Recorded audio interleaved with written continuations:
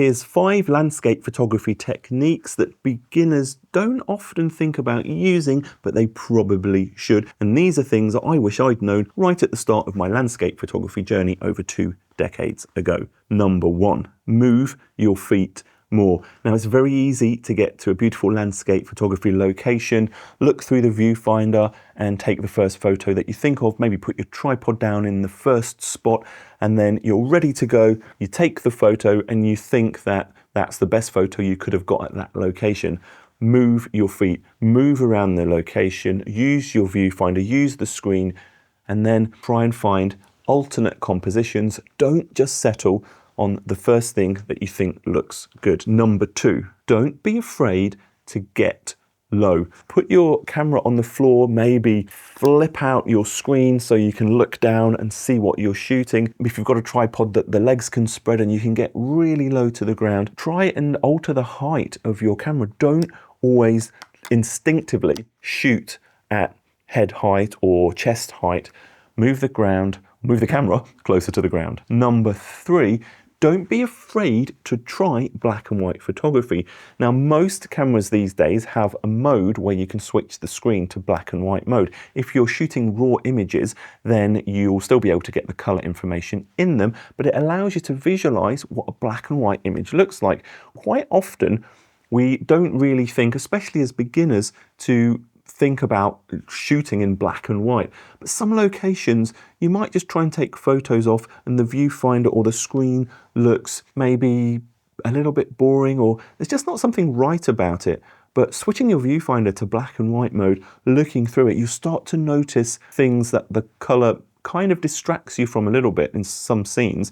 You start to notice the contrast between things, or maybe the textures of rock in the foreground, or how shapes and shadows move around the scene. And this can give you a ton of more creative options.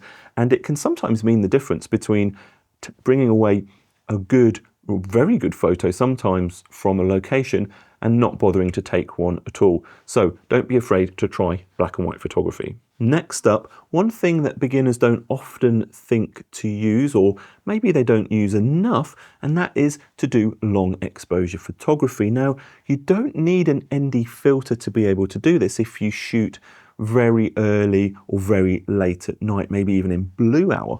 You can set, set maybe f14, maybe even f16, and at those times, you're probably going to get multiple second exposures, which is going to let you at least play with the concept of long exposures. Now, ideally, you would get an ND filter or multiple ND filters for your lens, but as beginners, you might not want to invest in filters just yet. Long exposure photography, it gives you a different way to see the world. It gives you more creative options.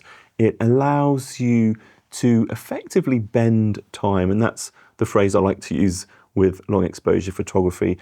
It lets you blur out things that move in the scene, and it really just gives you another tool in your toolbox that you can choose whether or not to use when you're out on location. Next, it's a very complicated technique when you first start to try and learn about it, and that's probably one of the reasons why beginners don't necessarily think to use this technique. It's also because it also relies on the underlying knowledge of things like how aperture affects depth of field, or how much stuff is in focus from the front to the back of the image, and concepts such as diffraction. When you use narrower and narrower apertures, your image can become softer and softer, even though technically the depth of field or the amount of stuff is more in focus, if that makes sense. Anyway, this technique that beginners often don't use is focus stacking, where you take multiple photos of the same scene, but maybe in the first photo, you focus on the things closest to the lens. Then maybe you do a few other photos and focus slightly further, and your final photo is focused on infinity, or the horizon or mountains that are the most distant thing. And this is a way of increasing the focus and the sharpness of everything from right in front of your lens to right at infinity or the horizon.